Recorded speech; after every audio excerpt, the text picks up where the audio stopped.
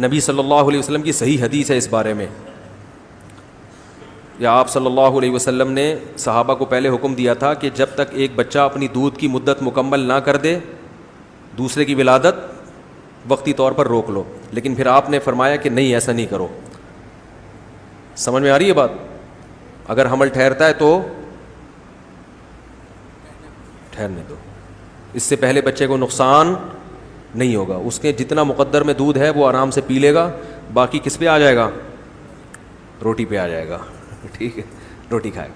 یہ بھی ایک بات بتا دوں، میرا ایک بیان ہوا تھا، میں نے کہا تھا بچے کے لیے 6 مہینے دودھ بہت ضروری ہے، 6 مہینے کے بعد بہت ضروری نہیں ہے۔ اس پہ جو میری طبیعت سے لوگوں نے دھویا ہے نا مجھے، یہ ڈاکٹروں کی رپورٹیں آ رہی ہیں کہ نہیں بچے کو تو 2 سال تک دودھ پلانا چاہیے۔ جب کوئی دعویٰ کرے نا اس کے ایک ایک الفاظ دیکھا کرو کہہ کیا رہا ہے۔ میں نے کہا ضروری 6 مہینے تک بہت کیا ہے ضروری، یہ نہیں کہا کہ 6 مہینے کے بعد مفید نہیں ہے۔ جو 6 مہینے تک اگر دودھ نہ ملے تو یہ ڈینجرس ہے، نقصان دہ ہے، بہت سخت نقصان ہوگا بچے کو۔ 6 مہینے اگر تمیز سے اس کو دودھ مل گیا تو وہ بڑے خطرے سے باہر نکل گیا۔ اب اچھی بات ہے اس کو پلاتے رہیں، اچھی بات ہے پلاتے رہیں، لیکن فوکس اب ٹھوس غذاؤں کو بولو بھائی زیادہ کریں۔ مائیں کیا کرتی ہیں کہ دودھ کی ویلیو ان کی نظر میں زیادہ ہوتی ہے تو 6 مہینے کے بعد بھی دودھ ہی پلاتی رہتی ہیں اور بچے کا پیٹ بھرتی رہتی ہیں، جس سے وہ ٹھوس غذا پہ نہیں آتا، اس سے بچہ کمزور ہوتا ہے۔ نہیں آ رہی بات؟ کیونکہ آپ کسی چائلڈ اسپیشلسٹ سے پوچھ لیں، وہ یہ کہے گا کہ 6 مہینے کے بعد ٹھوس غذا بچے کے لیے ضروری ہے۔ سمجھ رہے ہو؟ تو اب ٹھوس غذا کے لیے ضروری ہے کہ دودھ اگر اس کو پلا رہے ہیں تو پلائیں، لیکن ٹھوس کی جگہ بھی باقی رکھیں۔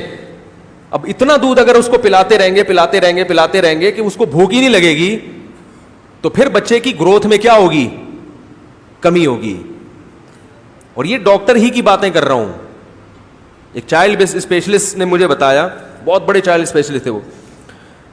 تو میرا بچہ بیمار تھا ایسے نا، وہ بھی تقریباً 1.5 سال کا تھا، دودھ اس کا چھڑا دیا تھا، بیمار رہنے لگا تھا، کیا مسئلہ تھا اس کے ساتھ۔ میں ڈاکٹر کے پاس لے گیا، میں نے کہا اس کی فیڈ تو ہو نہیں رہی اس کی۔ انہوں نے کہا کوئی مسئلہ نہیں ہے، روٹی کھلاؤ، روٹی ٹھیک ہے نا۔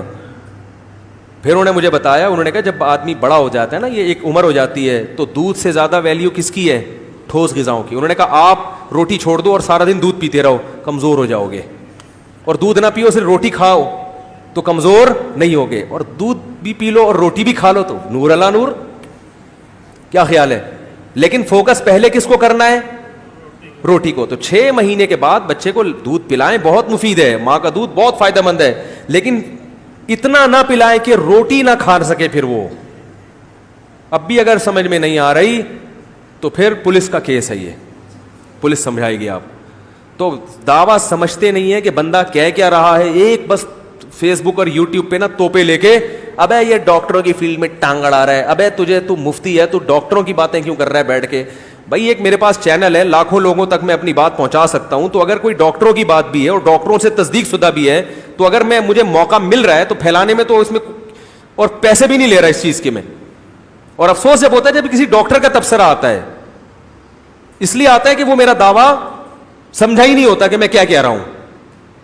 اور یہ جو قرآن میں آتا ہے نا مائیں اپنے بچوں کو 2 سال تک دودھ پلائیں، یہ ترغیب نہیں ہے، یہ انتہا بیان کی گئی ہے کہ 2 سال کے بعد، یعنی یہاں تک ہے، کیونکہ آگے آتا ہے لمن اراد ان یتم الرضاعہ، جو یہ چاہتے ہیں کہ رضاعت مکمل کرائیں تو وہ 2 تک پلا سکتے ہیں۔ پھر بھی ہم یہ کہتے ہیں کہ مائیں بچوں کو دودھ نہ چھڑائیں، پلاتی رہیں۔ بچے کو دودھ چھڑانے سے اس میں کیلشیم کی کمی کا خطرہ ہے، لیکن